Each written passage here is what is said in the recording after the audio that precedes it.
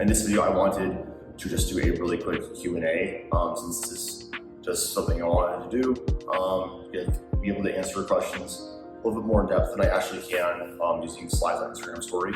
So I went onto my Instagram following, asked you guys to ask me some questions, and I got some pretty good ones, so I wanted to just go through them one by one. And the first thing, why am I not wearing a jacket when it's inside? Because I'm always cold, and when you're lean, your thermal regulation sucks. Anyways, first question is from Tanner. It says, how to know if you are just training, if you're just training harder, or if you're actually adapting to yours, to the training? I think this is a good question, because I do think that this is basically the overlying concept is progressive overload. How do you know if you're actually applying progressive overload properly, and whether or not your program is actually listening in adaptation or if you're just trying harder? So I think the main thing to understand is that a good training program should elicit adaptation as a natural consequence of you following the program. So that's one of the reasons why, for example, I give programs with RPE, basically because that's supposed to give you a good stimulus to fatigue ratio to basically have continual progress. So basically when I'm determining am I actually adapting to the program, typically what you're going to find is that typical load increases that you might do, say it's like 2%, you'll find that your RPE is either staying stagnant, it's not going up, or it's actually decreasing throughout the weeks that you do training. Now, this is a little bit complicated because there are different training adaptation types, and Mike Cashier talks about this a lot.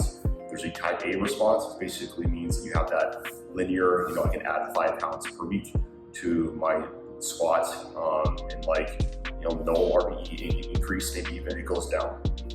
You have a type B response, which is actually where some people actually regress before they actually make positive adaptations.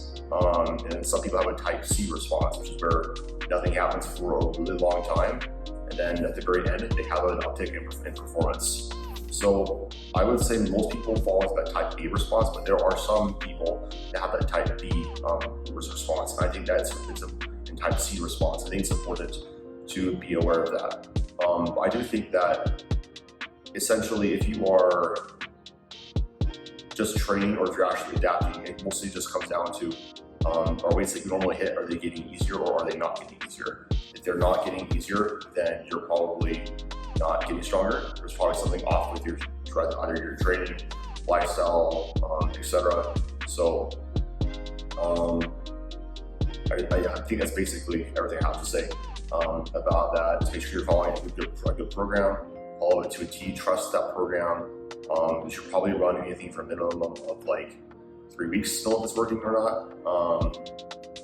But yeah, it's a little bit complicated. You do have a longer-term perspective, but essentially adaptation, you should be either getting stronger or through a bias that by RPEs decreasing or staying the same with load increases.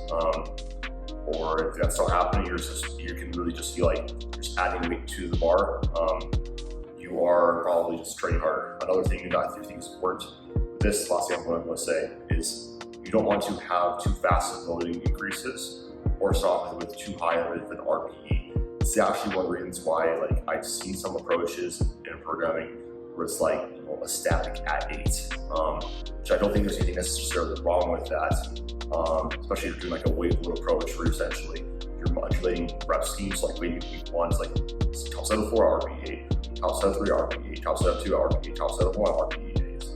The reason why I like doing more so of a lower RPE those first few weeks and keeping the rep range the same. So maybe we're starting at an RPE 5 or 6, and we add half an RPE or per week until we get to a peak week, is because it basically ensures that there's going to be some sort of overload that's kind of pre-planned into the program. I also do think that it does basically provide a net greater and greater stimulus as you do go on in the program, because we do know that basically to about an 8 RPE is about a greater stimulus, but it's actually not exponentially more fatiguing.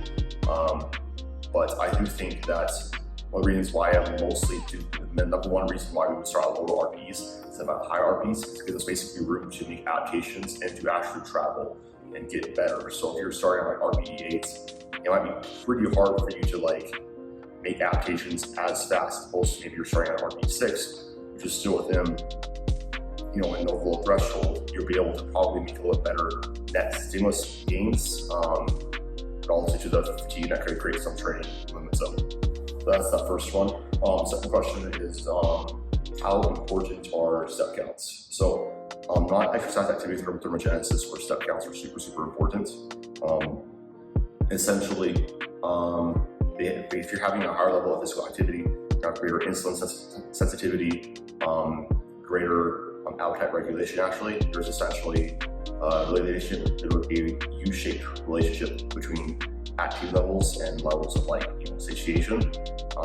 So being basically exercise does improve the gut-brain axis guidance signals. So that's one thing they do also help well out with.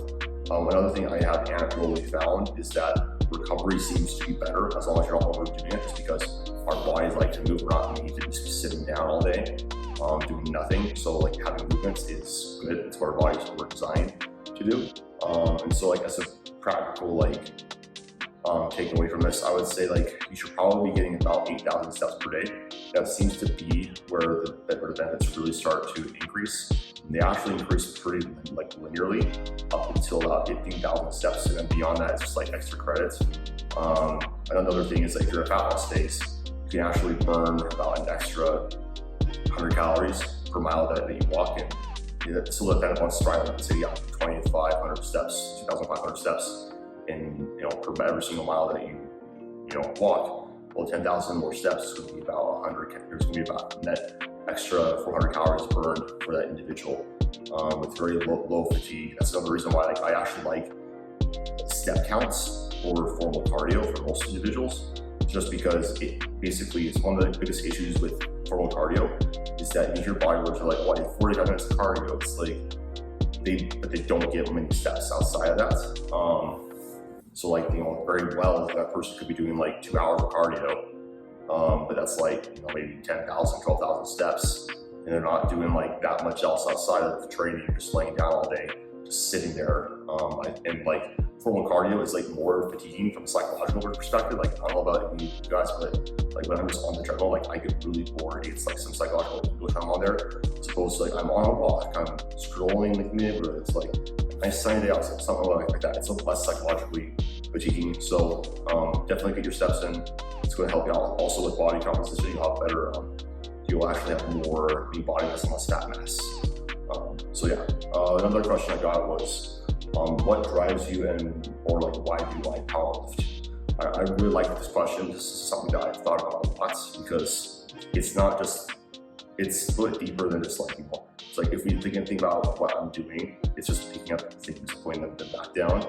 But for me, the reason why I love powerlifting so much is just because it gives my life a sense of purpose and like a tangible goal.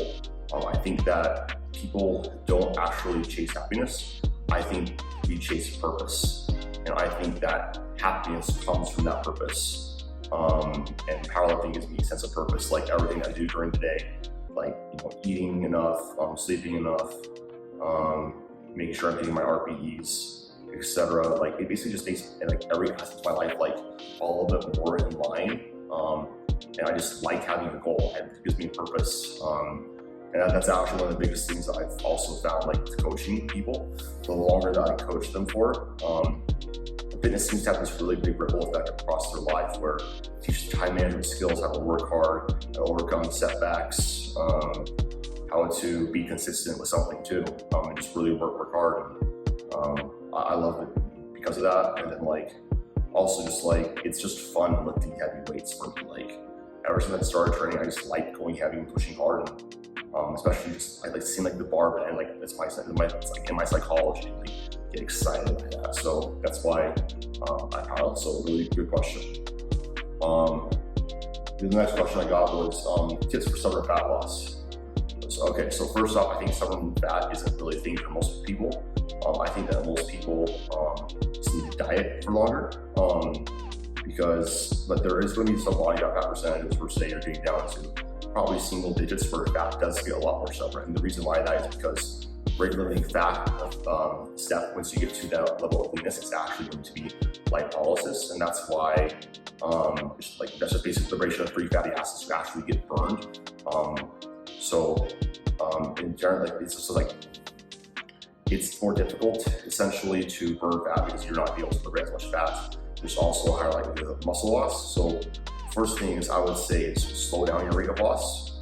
Second thing would be there are some things that you can take, like yohimbine. It basically acts on some of the fat receptors to basically helps out with mobilizing the leftover fat a little bit more efficiently. That's something you need to take on an empty stomach. If you're not natural, clenbuterol and yohimbine have a really big synergistic effect because they basically act on two separate pathways to basically upregulate lipolysis. But if you're natural, it's kind of off the table for you. I think another thing is Lyle McDonald talks about this. Actually doing some sort of like metabolic stress work. Like say you're doing like some myo reps or some really high rep like curls or crunches or supersets, something like that that basically gets your heart rate up and like the burn feeling. And then doing cardio after that will actually help liberate fatty acids. But the number one thing, unfortunately, is just like you're gonna have to diet for longer, take it more slow when you get there. Take some supplements like yohimbine if you're not natural clen, and then maybe try doing some of those metabolic stress type of workouts right before you go on the cardio machine. So that's something that I would recommend. Yeah, that's essentially my advice. Next question is, when would you potentially lower down protein intake in a fat loss phase? And I think this is a really awesome question, just because this is something that I have actually had to think about quite a bit. And usually I would do, like bare minimum, I would put people's protein intake at 1 gram per pound of body weight. I think that's just a good practice. However, we need to remember that we are in a deficit or surplus or whatever. Like number one stimulus for that growth or that retention of lean tissue in your diet is actually going to be our training and not going to be our diet. So if we're having performance drop off, well, it might be good to switch around that protein. If you go down to like 0.8 grams per pound of body weight to get some more carbohydrate, because carbohydrate will probably have a bigger impact on performance than just protein itself will. So that's probably like the only context I would do is I've seen like some big upticks in, I guess, bad performances. You're having a hard time holding on like pumps or something like that in training. Maybe I might lower down protein, hoping that it will increase their training performance, but that's all on like a needs basis. The 0.8 is still probably enough. Yeah, there's like trade-offs you have to go through, but I think that if you're going down to like that low calories for like where carbohydrate is actually that constraining, where you can't have that 1 gram, basically pre-training, you probably have 1 gram per kilo of body weight pre-training. If you're so calorie constrained you can't do that, then maybe you have to do that, or maybe if you don't just have enough glycogen storage in general just to have, yeah. I'm kind of going around in circles there, but yeah, like if your training performance is being negatively affected, then that's what I would say. So I'm running 14 minutes, so I think I'm going to cut off there. So yeah, thank you guys for watching. If you guys are interested in coaching or programs, please go to adamcomputerfitness.com. Yeah, follow me on Instagram. I'll talk to you guys in the next one.